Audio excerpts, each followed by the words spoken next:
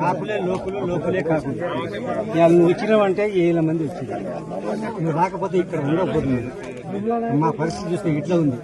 ఎందుకంటే ఒకసారి ఇంకోసారి కాంగ్రెస్ ని కూడా చూస్తే ఇక ఆయన నోట్ల గొంతు దండ పెట్టిండు.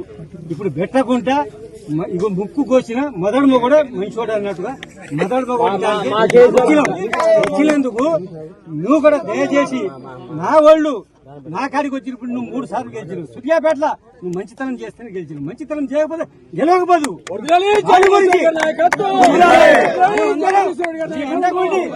పెద్ద చేస్తాం కానీ మాకు మాత్రం సాయం చేయాలి. ఎందుకంటే నేను